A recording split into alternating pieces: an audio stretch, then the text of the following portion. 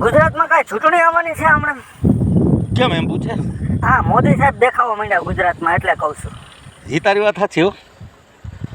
મોદી સાહેબ ગુજરાતમાં દેખાય એટલે સમજી જવાનું કાંઈક ચૂંટણી છે. કારણ કે આ લોકોને મોદી સાહેબના નામ ઉપર જ બધી ચૂંટણી જીતવી છે. એ સ્થાનિક સ્વરાજની ચૂંટણી હોય કે પછી વિધાનસભાની ચૂંટણી હોય કે લોકસભાની. હવે લોકસભાની ચૂંટણીમાં તો મોદી સાહેબના નામ ઉપર બરાબર છે, કારણ કે લોકસભાના સાંસદો ચૂંટાય તો જ મોદી સાહેબ સત્તામાં આવે, એટલે લોકસભા માટે તો મોદી સાહેબ બરાબર. પણ સ્થાનિક સ્વરાજની ચૂંટણીમાં પણ આ લોકો મોદી સાહેબના નામ ઉપર જ ચૂંટણી લડવાની, અને મોદી સાહેબ ગુજરાતમાં દેખાવા માંડ્યા છે એટલે સમજી જવાનું કે ટૂંક સમયમાં ચૂંટણી આવવાની છે. એ તારી વાત 100%ની સાચી છે. બીજું બોલ.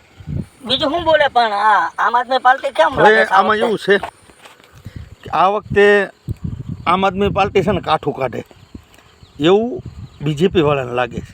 ન હોય કે આમ આદમી પાર્ટીવાળા કાઠું કાઢશે, કારણ કે જ્યાં જુઓ ને ત્યાં આમ આદમી પાર્ટીનો બહુ ક્રેઝ છે.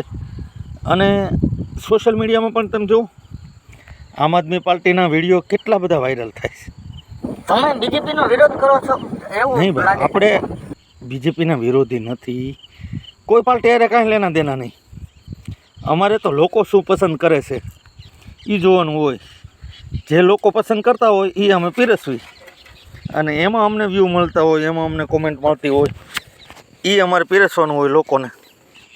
બાકી અમારે કોઈ પાર્ટી હારે લેના દેના ન હોય. ગમે એ જીતે, અમારે શું ફેર પડે? બીજેપી આવે તોય ભલે, અને આમ આદમી પાર્ટી કદાચ કાઠું કાઢી જાય તોય ભલે, અને કોંગ્રેસ આમાં વચ્ચે બાજી મારી જાય તોય ભલે. અમારે તો બધા હાથમાં લાડવા. અમારે કોઈ પાર્ટીના અમે વિરોધી છીએ નહીં.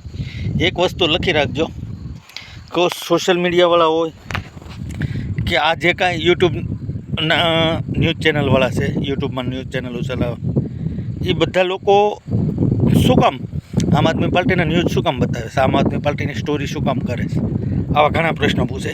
પણ લોકો એને પસંદ કરે છે. તમે સમજો તો ખરા, લોકો પસંદ કરે છે એટલે આ લોકો સ્ટોરી કરે છે. કાંઈ બીજી કાંઈ આવક ખરી અમારે? સાચી વાત છે. અમારે તો જે લોકોને જે ગમતું હોય એ અમારે પીરસવાનું, એ અમારો બિઝનેસ છે. બાકી અમારે કોઈ પાર્ટી હારે કાંઈ લેના દેના ન હોય. તમને શું લાગે આમ આદમી પાર્ટી કાઠું કાઢશે કે કાંઈ પ્રદર્શન કરી શકશે? આ જો ભાઈ, આ સેમીફાઇનલ છે.